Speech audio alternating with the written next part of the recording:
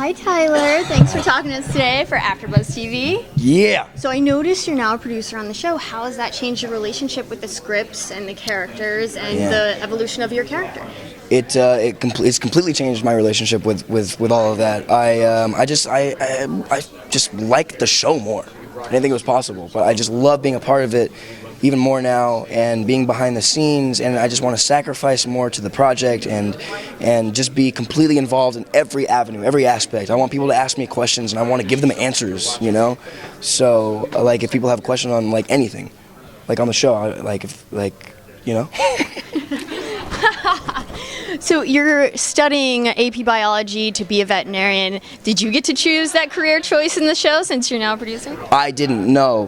That's a Jeff idea, but I love it. I wouldn't change it. I think it's such a sweet idea. It makes perfect sense. You know, he's worked in the vet his entire life. He really cares about people and things and living things, and I just love it. I think it's perfect.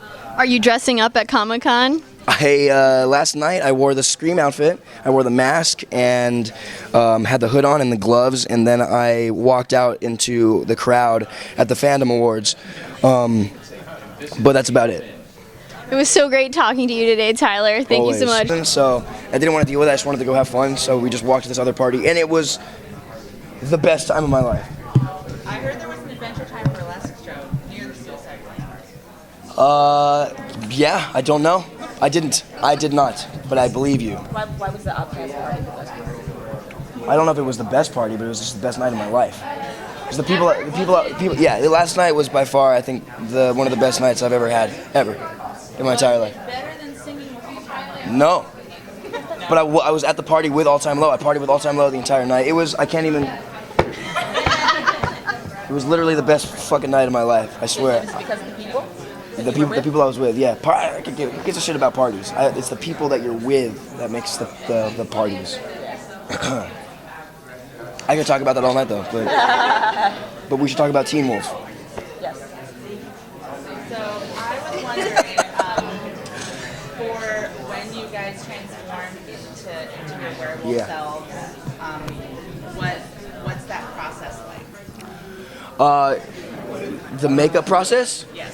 So it's makeup, and sometimes there's some CGI and visual, like computer graphics, CGI, that goes into play. But for the most part, it's like a 2-hour makeup process.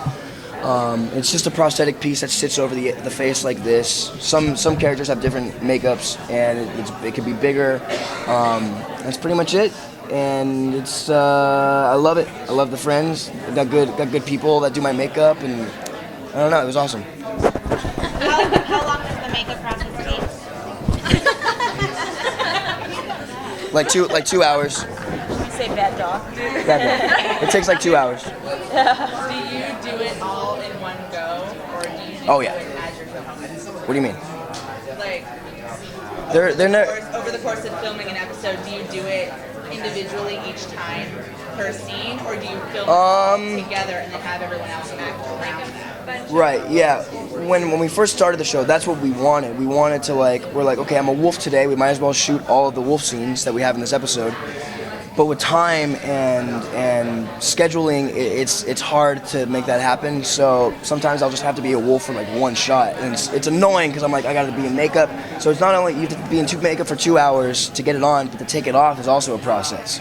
And but I love the show. I love it. So what was the question? God, I don't remember. It looks like Theo is coming into your pack and stirring things up. How is that going to change your relationship with Kira this season? With Kira? How is Theo going to change my relationship with Kira? Hopefully he doesn't change my relationship with Kira. I love my girl. She's my girl, so I don't feel threatened by him. It looks like he gets into her head this season. Looks like there are some moments. Theo he's got a plan, and that's all I'm gonna say. But he does have some moments with Arden, but she and Scott are in love, so no one's breaking them up. Never. I don't, but I've put those rumors to rest, I thought. I love the man, and I want him to come back, but I don't think he's coming back. Where did those rumors start? Where did you hear that? Yeah, that's not true. There's another rumor that Holland was leaving the show, and that's not. See, don't listen to anything you hear on the internet. It's all bullshit. Yeah. There was a really great scene between you and Styles where Styles like, you trust too much, so I can't trust anybody. What was it like for you filming that scene as an actor? It was really cool, man. Dylan and I really appreciate those kinds of scenes because it's really the epitome of acting for me. It's the complete opposite of who we are. So we're completely channeling like such a different emotion because we love each other, and it's nice playing those tension-filled scenes because it's really acting. You know, we're completely stepping out of our bodies and who we are and putting ourselves into the situation where we would never really be in. You know, Dylan and I love each other, and since we are really good friends, we do have little riffs every now and then.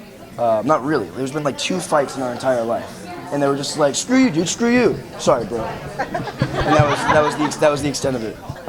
So it's fun being able to have those like tension moments with Dylan. I think he agrees. I think he would say the same thing. It's just good acting. It's fun to act. You know, love it. You mentioned that there was a scene coming up that you can't wait for the fans to see, and it's the scene between Scott and Styles. Yeah. So now that the season has started, can you tell us a little bit more about that scene? No. Nope. I can't. No. No. I mean, no. I cannot. You said between episode 8 and 9. It's either episode 8 or 9. Okay. Something happens in episode 5 that sets up this thing for episode 8 or 9. I can't remember which episode it is, but it's huge. So fans should be on the lookout. Absolutely. Okay. What's the scariest big bad that you faced in all of the seasons? Scariest big bad? Yeah, the scariest foe that Scott. So far the Dread Doctors. In this season or in all of season? All the seasons. All of seasons. Oh God. I'd say Peter, the original Alpha, the one who turned him. He was a kid. He was just a human kid at that point and couldn't defend himself at all. And so that was probably the scariest moment for Scott. Yeah. Thank you. Thank you. Thank you guys.